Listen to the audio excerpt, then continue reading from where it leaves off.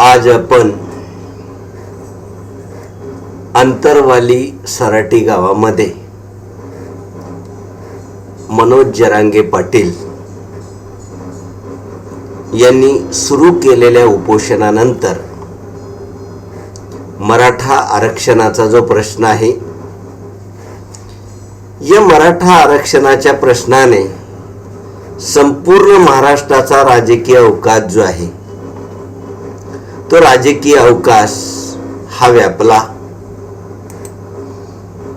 मनोज जरांगे पाटील यांनी उपोषण मागे घ्यावं म्हणून शासनाने मराठा समाजाला कायमस्वरूपी टिकणारं आरक्षण जे आहे ते कायमस्वरूपी त्याला आरक्षण आम्ही देऊ असं सरकारने त्यांना आश्वासन दिलं होतं.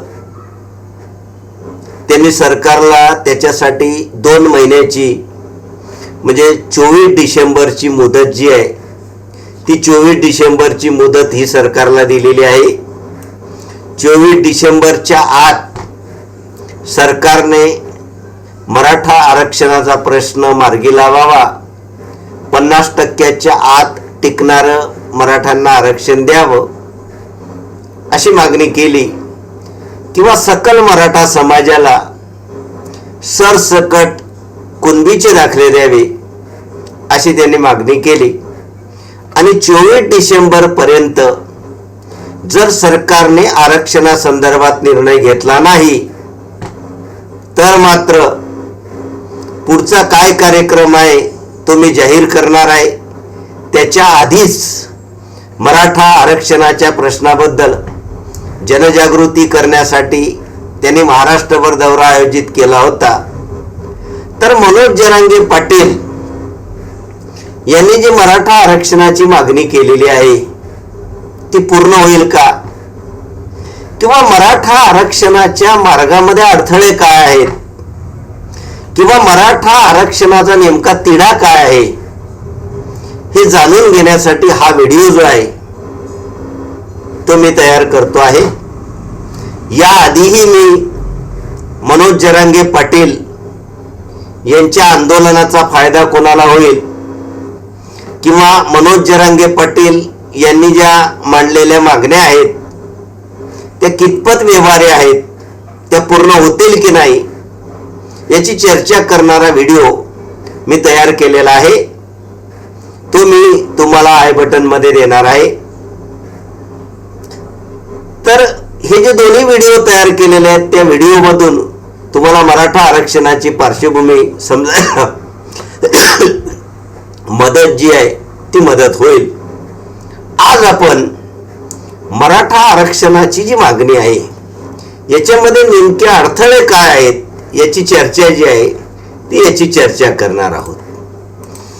आता मराठा आरक्षणाचा जो प्रश्न आहे तो महाराष्ट्राच्या राजकारणामध्ये 1982 पासून चर्चेला आला. माथाडी कामगार नेते अण्णासाहेब पाटील यांनी मराठा आरक्षणासंदर्भात पहिला मोर्चा काढला. नंतर मध्यंतरीच्या काळामध्ये ही मागणी थोडी मागे पडली, पण 2014 मध्ये परत ही मागणी पुढे आली. आता ही मागणी पूर्ण करायची असेल, कारण ही मागणी पूर्ण करण्यासाठी आतापर्यंत 2 सरकारने मराठा आरक्षणाचा निर्णय घेतला. काँग्रेस राष्ट्रवादीचं जे सरकार होतं या सरकारने शेवटी मराठा समाजाला 16% आरक्षण जे आहे त्या आरक्षणाचा निर्णय घेतला, पण तो निर्णय उच्च न्यायालयाने अमान्य केला. दुसरा निर्णय फडणवीस सरकारने घेतला, तोही निर्णय उच्च न्यायालयाने मान्य केला, आरक्षणात बदल केला, पण सर्वोच्च न्यायालयाने तो घटनाबाह्य मानला. तर हे दोन्ही निर्णय घटनाबाह्य मानण्याचं मुख्य कारण असं आहे की इंदिरा साहनी विरुद्ध भारत सरकार हा जो खटला आहे या खटल्याचा निकाल देताना सर्वोच्च न्यायालयाने आरक्षणाची मर्यादा 50% ठेवली आहे. महाराष्ट्रात सध्या जे आरक्षण आहे ते 52% आहे. एसटी ला 13, एसटी ला 7, 11% एनटी ला आणि 19% ओबीसीला. असं म्हणजे आजच आरक्षणाची मर्यादा ही 52% झाली आहे. आणि मराठा समाजाला आरक्षण दिल्यामुळे 16% आरक्षण दिल्यामुळे ते आरक्षण 68% वाढलं होतं.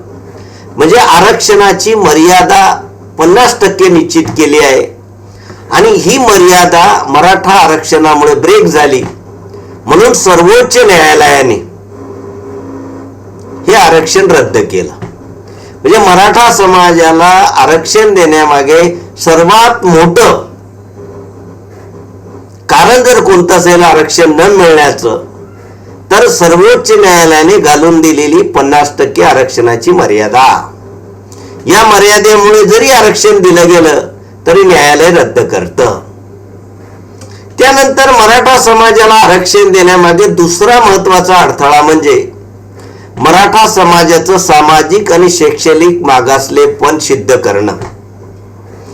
कारण मराठा आरक्षण घटनाबाह्य करताना सर्वोच्च न्यायालयाने असं म्हटलं होतं की 50%ची आरक्षणाची मर्यादा काळ्या दगडावरची रेख नाही, ती बदलता येईल, पण अपवादात्मक परिस्थितीमध्ये बदलता येईल.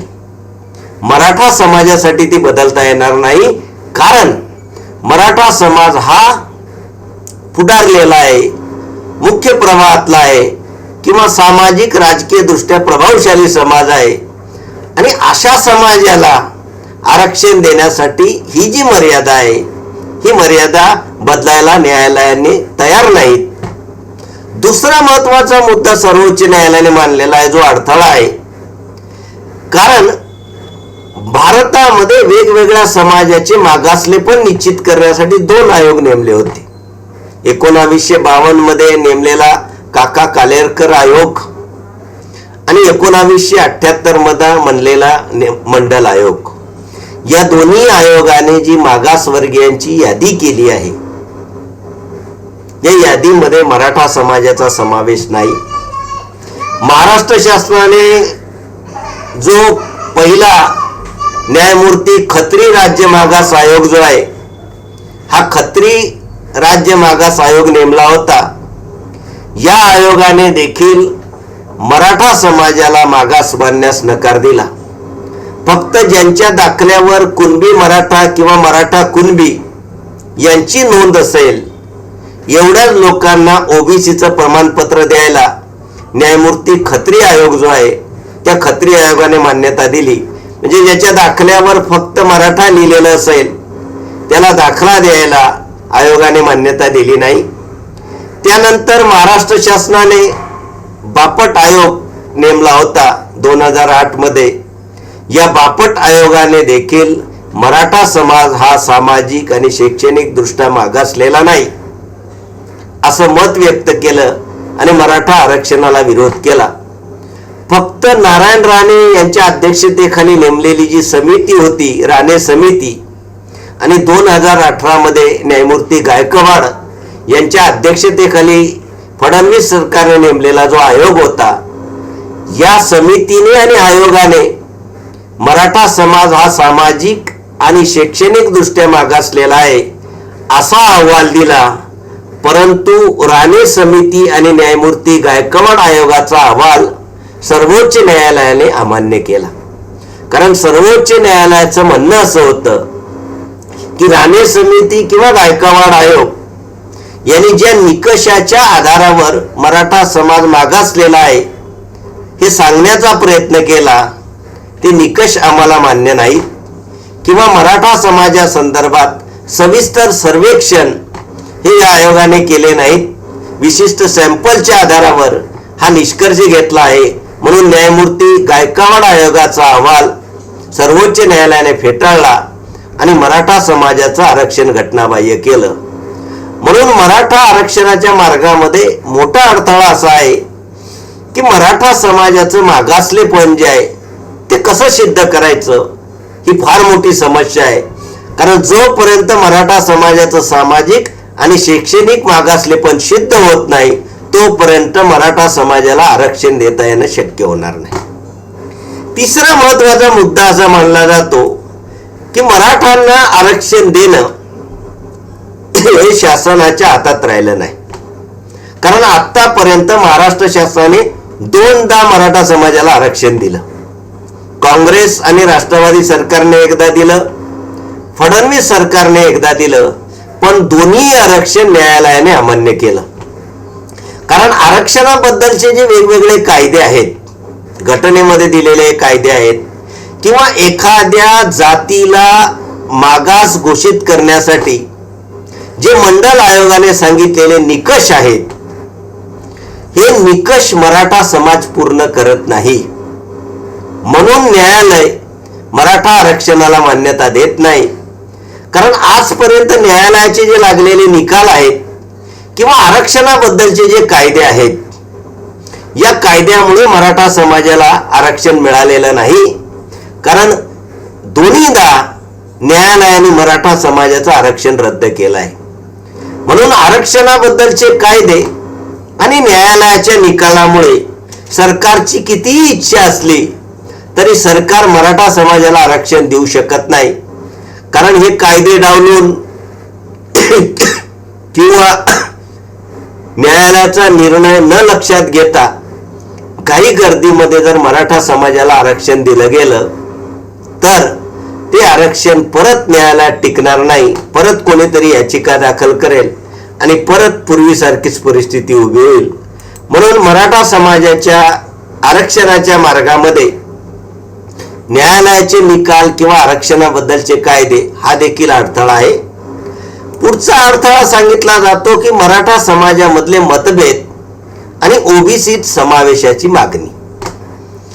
आता मराठा समाजाच्या आरक्षणासंदर्भात मराठा समाजामध्ये मतभेद आहेत की मराठा समाजाला स्वतंत्र आरक्षण असावं की ओबीसी मधून आरक्षण असावं.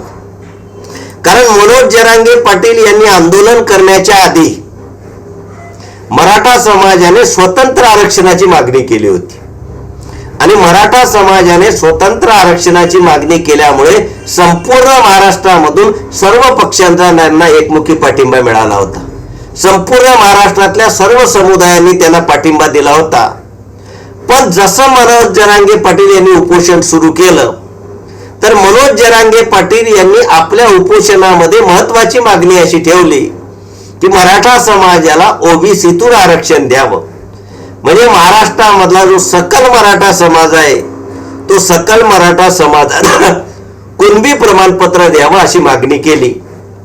या मागणीमुळे खऱ्या अर्थाने पेच निर्माण झाला.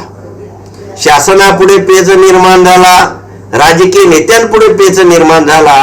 कारण जर संपूर्ण मराठा समाजाला सरसकट कुणबी प्रमाणपत्र देण्याचा निर्णय जर शासनाने घेतला तर महाराष्ट्रातला ओबीसी समाज नाराज होण्याची किंवा अस्वस्थ होण्याची फार मोठी शक्यता आहे. कारण मनोज जरांगेंनी ही मागणी जशी मांडली तसतसं महाराष्ट्रामध्ये ओबीसी नेते एकत्र येऊन एल्गार मेळावा घेऊ लागले किंवा मनोज जरांगेंच्या आंदोलनाच्या विरोधात प्रति आंदोलन उभारण्याची धमकी शासनाला देऊ लागले. याचा परिणाम असा झाला की शासनाला एक पाऊल मागे जावं लागलं आणि मुख्यमंत्री एकनाथ शिंदे असतील, देवेंद्र फडणवीस असतील यांना सांगावं लागलं की सरसकट मराठा समाजाला ओबीसीचे दाखले दिले जाणार नाही. म्हणजे ज्यांच्याकडे नोंदी असतील तेवढ्या लोकांना दाखले दिले जातील, नोंदी नसलेल्या लोकांना दाखले मिळणार नाही, ही भूमिका सरकारने मांडलेली आहे.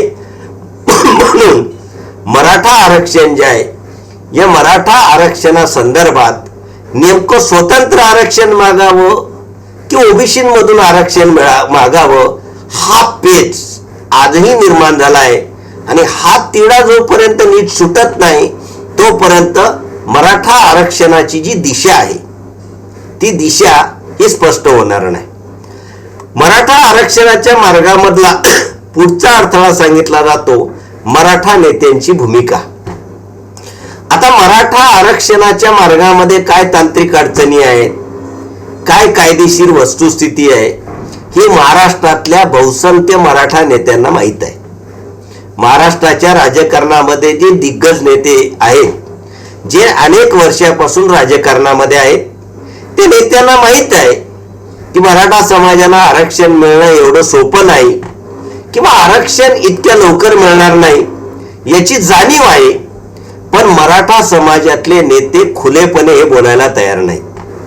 कारण त्यांना असं भीती वाटते की आम्ही जर खुलेपणे समाजासमोर हे मांडलं, कारण आज मनोज जरांगे पाटील यांना जो मोठा पाठिंबा मिळतो आहे, हे पाठिंबा देणारे सर्व लोक नाराज होतील, यांचा रोष होईल किंवा असंतोष निर्माण होईल, आपली लोकप्रियता कमी होईल, आपल्या निवडणुकीच्या यशाला धक्का मिळेल.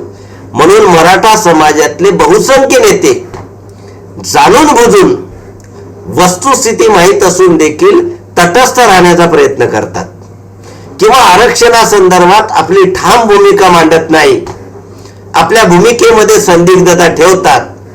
म्हणून जर मराठा नेत्यांमध्ये जर या भूमिकेबद्दल स्पष्टता राहिली असती तर मराठा आरक्षणाचा प्रश्न हा सुटला असता. परंतु प्रत्येक पक्षामधले मराठा नेते आपल्या पक्षाची भूमिका हित लक्षात घेऊन भूमिका मांडतात. त्याच्यामुळे मराठा आरक्षणाचा प्रश्न सुटण्याऐवजी किचकट जो आहे तो किचकट बनत चालला. याच्यामध्ये मराठा समाजातल्या नेत्यांची जी भूमिका आहे ती सुद्धा कारणीभूत आहे. त्यानंतर मराठा आरक्षणाच्या मार्गामधला पुढचा महत्वाचा अडथळा म्हणजे केंद्र सरकारचं धोरण. कारण आरक्षणाची जी न्यायालयाने 50% मर्यादा घालून दिली आहे, ही मर्यादा ओलांडायची असेल तर केंद्र सरकारला घटना दुरुस्ती करावी लागेल.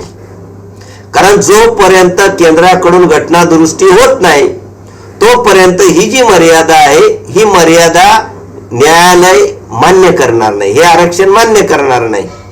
पण केंद्र सरकारला अशी भीती वाटते, जर आपण मराठा समाजासाठी दुरुस्ती केली तर इतर राज्यामधल्या काही जाती देखील आरक्षणाची मागणी करतायत. उदाहरणार्थ गुजरात मधला पाटीदार आहे, राजस्थान मधला गुर्जर आहे, हरियाणातला जाट आहे.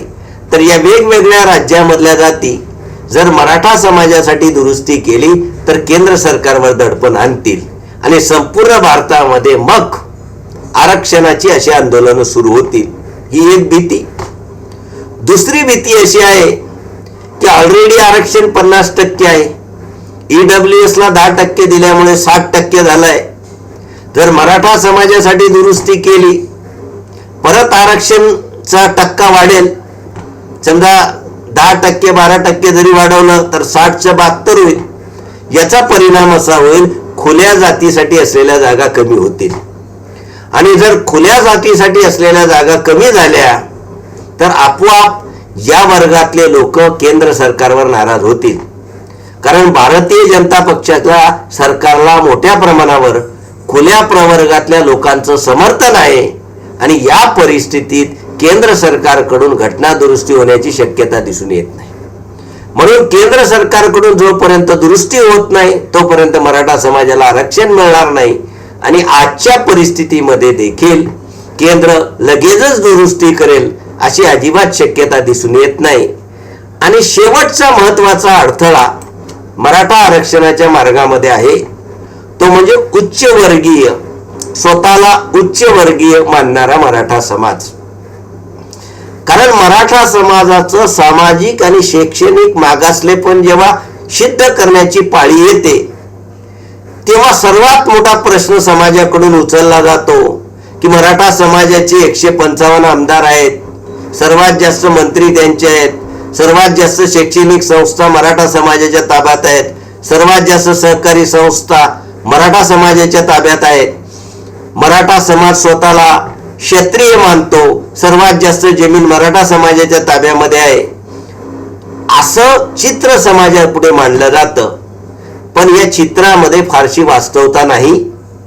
कारण हे चित्र खरं जरी असलं तरी मराठा समाजामध्ये असलेली सत्ता असेल, संस्था असतील किंवा सहकारी संस्था असेल, जमीन असेल, हे उच्चवर्णीय जे मराठा आहेत मुठभर यांच्या ताब्यामध्ये आहे. संपूर्ण महाराष्ट्रामध्ये सत्ता आणि संपत्तीचं केंद्रीकरण समाजामधले मुठभर जे लोक आहेत, जे स्वतःला 96 कुळी किंवा स्वतःला क्षत्रिय मानणारे किंवा स्वतःला उच्चवर्णीय मानणारे मराठ्यांकडे आहे. बाकीचे बहुसंख्य मराठा समाज हे अल्पभूधारक आहेत, कोणत्याही प्रकारची सत्ता नसलेले किंवा आर्थिक परिस्थिती नसलेले लोक आहेत. पण या मराठ्यांमुळे न्यायालय असेल, सरकार असेल, मीडिया असेल किंवा बाकीच्या समुदायाचे लोक असतील, ते असं म्हणतात की मराठा समाज कस काय मागासलेला आहे, त्याच्याकडे तर एवढी संपत्ती आहे. म्हणून जोपर्यंत उच्चवर्णीय मराठा समाजापासून गरीब मराठा समाज फारकत घेत नाही, तोपर्यंत खऱ्या अर्थाने मराठा समाजाला आरक्षण मिळणार नाही. कारण आजही नारायण राणे सारखे नेते आहेत, रामदास कदम सारखे नेते आहेत, किती असं मानतात की आम्ही 96 कळी आहेत, आम्हाला कुणबीचे दाखले नको. तर अशा प्रकारची परस्पर विरोधी भूमिका मराठा समाजातल्या नेत्यांकडून मानली जाते. तर या पद्धतीने मराठा समाजाच्या आरक्षणाच्या मार्गामध्ये हे काही ठळक 7 अडथळे मी जवळपास सांगितले. पहिला अडथळा आहे की आरक्षणाची 50% मर्यादा, मराठा समाजामधले मतभेद, ओबीसी मध्ये समावेशाची मागणी, केंद्र सरकारचं धोरण. तर या वेगवेगळ्या अडचणी या मराठा समाजाच्या मार्गामध्ये आहेत. माझा व्हिडिओ आवडला असेल तर माझं चॅनल सबस्क्राईब करावं, बेल आयकॉनचा बटन दाबावा, जेणेकरून माझ्या येणाऱ्या व्हिडिओची नोटिफिकेशन तुम्हाला प्राप्त होऊ शकेल. माझा व्हिडिओ शेअर करावा, लाईक करावा.